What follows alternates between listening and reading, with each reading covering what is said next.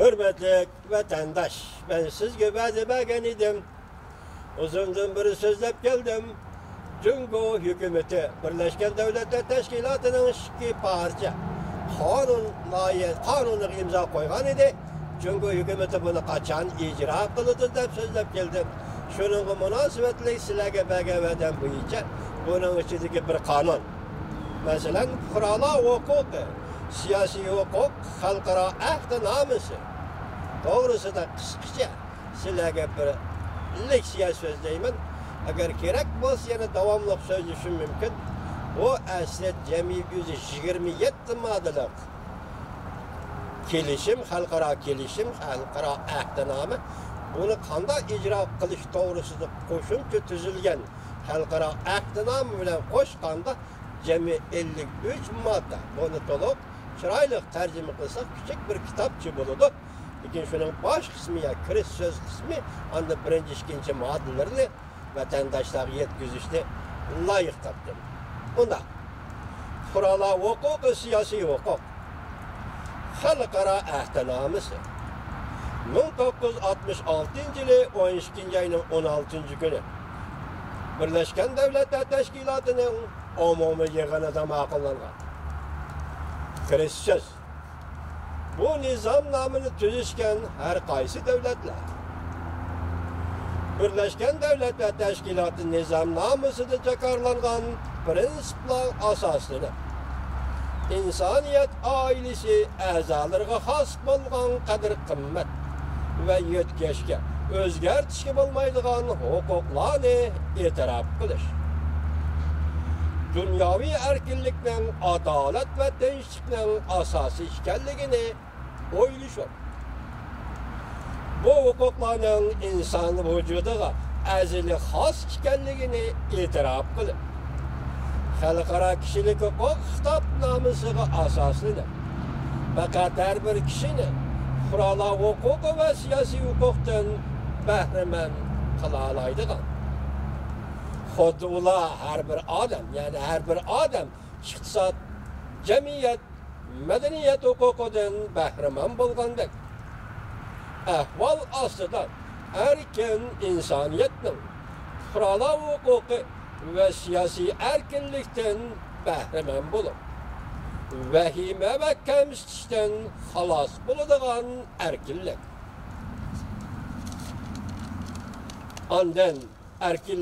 Ondan ishga oshira oladiganligini e'tirof qilamiz.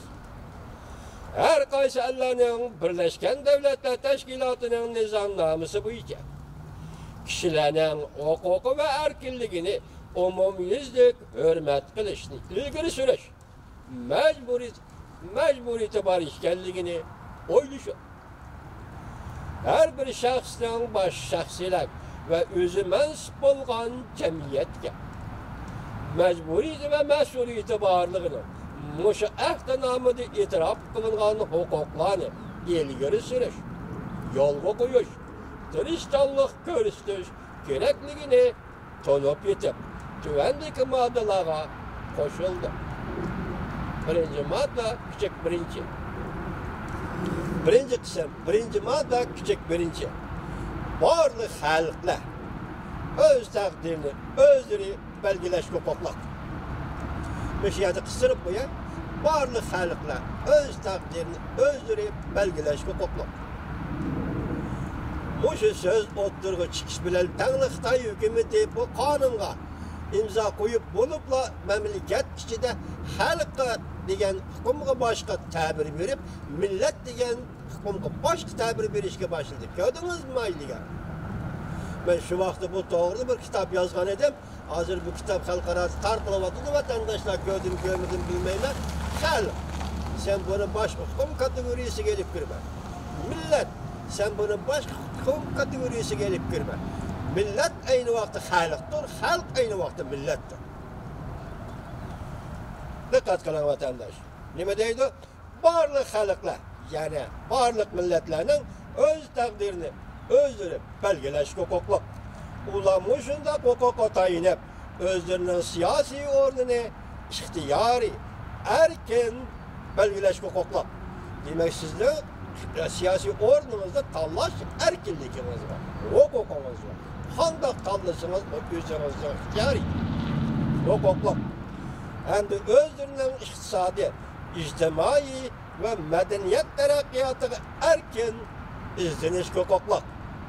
Hem de özlerinin iktisadi, ictimai, medeniyet terakkiyatı erkin izdeniş hukukluk.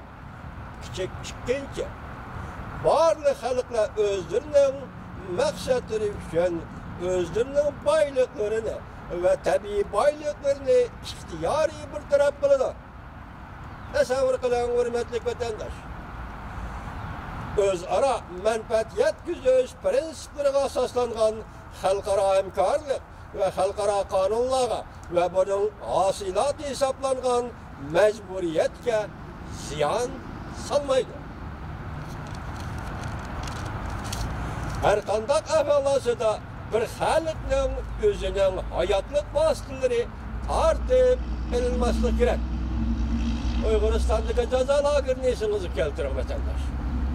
Küçük üçüncü, bu ahdinamın tüzüşken her kaysi devletle cümleden özünü özü başkurmaydıgan teritoriyada ve vakaleten başkurulduğun devletle Birleşken Devletler Teşkilatı'nın nizamnaması da belgelengen şartlarga muvaffaq kelgen ahvalda öz takdirini özleri belgeleş, hukuklarını işga aşırışını ilgili sürüp, belki bu hukuklarını ilgili sürüşü gerek. Yaki işga aşırış gerek. Bu eğerdiği vaktimiz 2019 yıl 3. ayının 1. günü. Bu ahdiname, yaki tercüme kılıngan ahdiname, halkara kişilik hukuk ahdinameleri toplumu, Xitayçı neşri, Siçivan Halk Neşriyatı 1990 yılı 10. ayda neşr kılgan. İktisat, yani bir kanunun yani birisi. İktisat, cemiyet, medeniyet hukuku halkara ahdinamesi. Cumhuriyet'in Birleşken Devletler Teşkilatı'da daimi turuşluk vekili Çin Huasın, yani sabık vekili Çin Huasın 97. yılı 1997 yılı 10. ayda 1998 yılı 3. ayda ayrım imza koygan. Bugün Amerika Cumhur söhbeti, Suudi söhbeti, eğer siyasi söhbet kirdiğen olsa Amerika hiç çıkınmayla. Sen bana imza koydun mu? Jiang Zemin Amerika'nı ziyaret kılıp 10. ayda 1997 yılı sen bana imza koydun mu? Bugün icra kılırsan. Biz ötkelliksimiz değil dedik. Cumhurun kendi yeni belişi, dacı belişi, söhbet uzun koyumen, kısa koyumen deyişi, her kandığı ahmiyetsizliği bir gep dedi o. Demek Amerika nimeti suçu hesap dedi o. Bugün moşini Amerika koşmuş Ştatlar hükümeti Xitayga sen boşunda kılırsanız. Ne bir çağrı var? Ben öyle ki hududu diyen Abdurrahman birlikte ben şundak değil mi? Xitay sana ne bir çağrı var? Gep kaçan. Bu yıl 3. ayının 1. günü bana hazır. Dün başlap, yaki erteden başlap, Halk Vekiller Kurultayı, Siyasi Kınlaştırma Kurultayı, Beijing'de elçiledi. Baş kanunları tüzüş ve özgürlük cereyanında siz bunu kolga alamsınız yok. Endi biz bu doğruda keyin tahlil kılayla, ağlayan yoldaşlar üzerine tahlil kılmasanın bulurum. Endi biz vaziyet üstü kileyle uyuksuzlar. 27-28. günü Xanye'de ötküzülgen Çavuşan Amerika söhbeti, yukarı dercilikler söhbeti yarım yolda toktap kaldı. Yani sen şuna kadar katkılın hürmetlik vatandaş, ne verdiniz? Prezident Trump şundak dedi ki, Vietnam handak terakkiyat gelişken bolsa bu kasem. Eğer yadro kurallardan vazgeçidiğen bolsa Çavuşan, şundak hem Vietnam'daki terakkiyat girişidir. Bu günlük bilen kılıngan iş. Eğer Çavuşan hemmigi makul deydiğen bolsa bu iş çokum 101 iş. Şu noktada siz Amerika'nın Çavuşan qaratgan siyasının qanchalik mo'tadil, qanchalik aktual ve qanchalik oqlaniliq bilan boshlanganligini va shunday oxirlashganligini ko'ramiz. Biroq Lokatan Kim Jong-un degancha u va'dasida turmadi. Ular aytganda Prezident Trumpni Vyetnamga olib bordi-yu, u va'dasida turmadi. Bunun kendi Xitayning oyunu var mı yok? Bazı torba tadqiq qiladigan muhim temaga aylandı.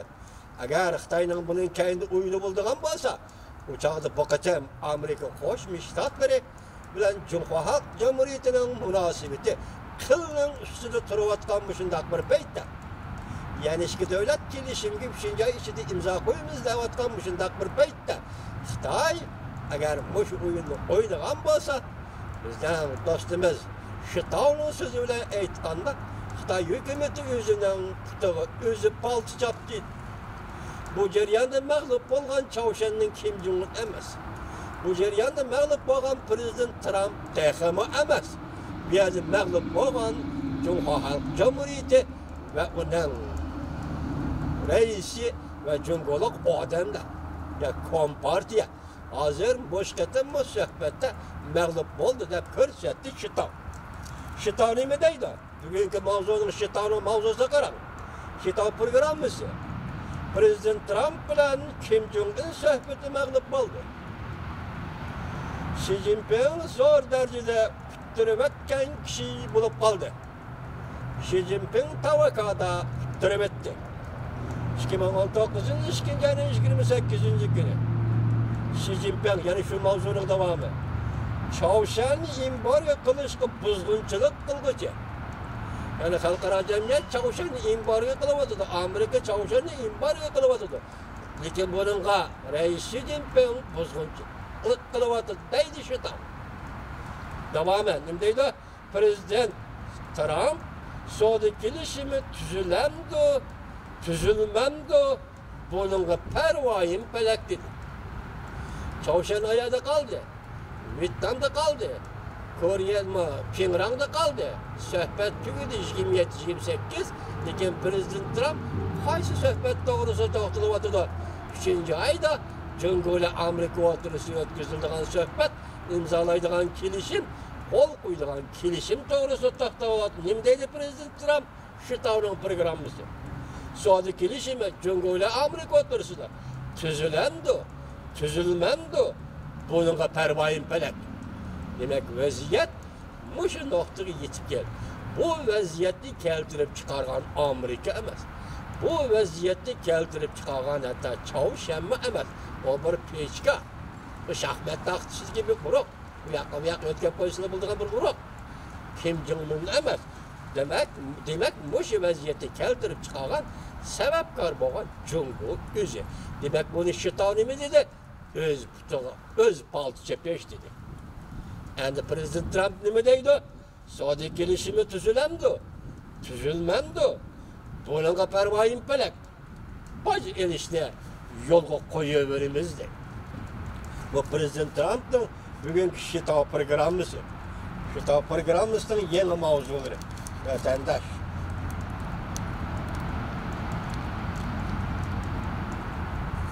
Yani birdamla bu dengiz bo'yidagi shahar Washington birdan havo so'vib ketdi.